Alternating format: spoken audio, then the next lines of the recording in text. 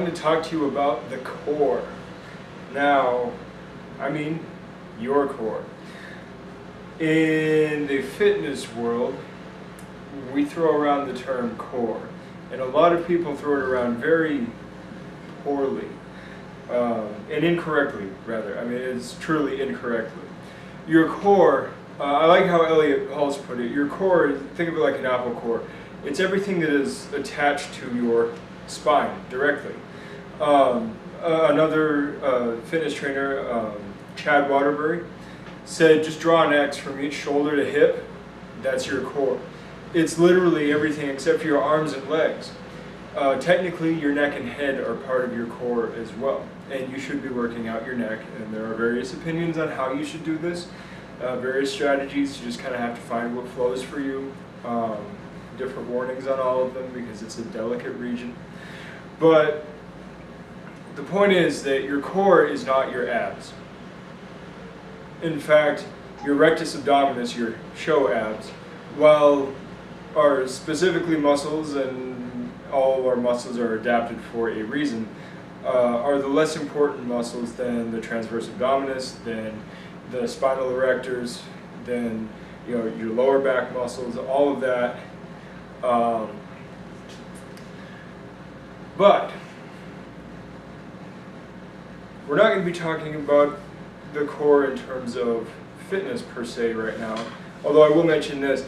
All of the best exercises, even when you're working your arms and legs, are going to stem out from the core. You know what the best things for your biceps are? It's not curls, not at all. If you're a bodybuilder, you'll want to do curls. It's good for shaping them, but it's not real good for making, for developing strength. You get more muscle fiber activation in complex movement, which means more like rows, pull-ups, chin-ups, body weight rows, anything where you are pulling towards your core, getting scapular motion in there, because something like 85% of your upper body strength is attached to the scapula. It is like the most important region to pay attention to. So anytime you're pushing or pulling, which is going to affect the muscles in your arms as well as in your core, you are dealing with scapular interaction. And then of course to grip anything, you'll be dealing with your forearm and your hands and all that.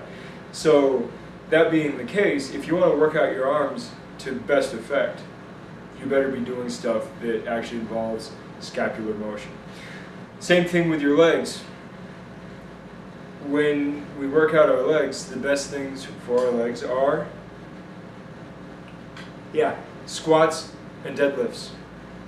Nothing better than squats and deadlifts.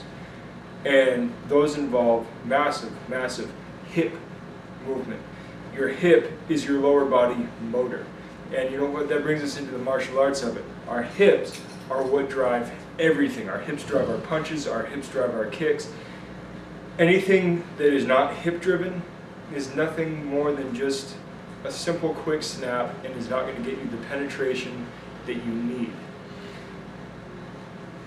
But we're not even going to be talking about that. See, what we're talking about now with the core is dealing with affecting your opponent's core. Because when we're playing now, in Wing Chun, we spend a lot of time, people will call it trapping. We're staying sticky.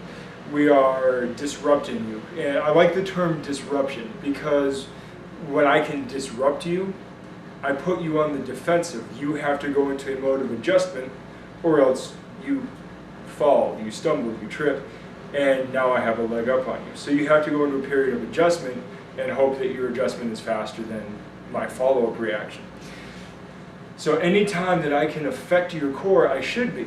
This means that if I am moving your hand out of the way to clear a spot for punching, well, if I'm just moving your hand, the rest of your body is still going well. So if I just do this, well, that's fine. I've got this behind it.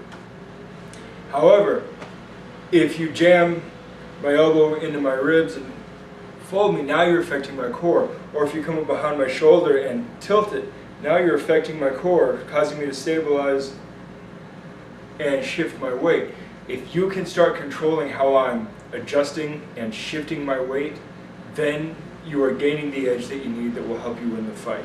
So I just want you to start thinking in terms of adjusting or attacking the core. This is, in many ways, it's one of the ideas behind attacking the center line that we use in Wing Chun.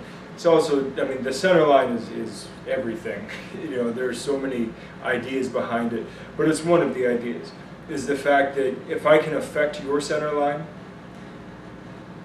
then I have a much greater chance of finishing the fight in my favor. So anytime that I can get you moving forward and backwards, all the better. And yeah, you can say, well, but what if I train in drunken kung fu or monkey style or snake style, capoeira, anything where I'm practicing off balance on purpose? Well, then maybe you'll have better control over your core and I'll have to figure something else out. That's okay.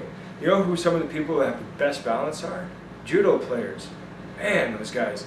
They understand how to correct their balance so well because the whole purpose of a throw or takedown really is to off-balance your opponent to the point where you get his center of gravity outside of his base. Well, these guys make their living off of making sure their center of gravity stays within their base. They've got better balance than the majority of martial artists out there. So it's just something I want you to start thinking about. Attack the core. Don't worry about the arms. In Wing Chun we say, chase the body, not the hands. This is one of the reasons why. If I can affect your core, I can affect the fight. If all I'm doing is affecting the arms, I'm just chasing shadows, and it's not good. So there's a lot more to this, but I'm going to cut it off because I've already hit 7 minutes. So I will talk to you guys later. Good journey.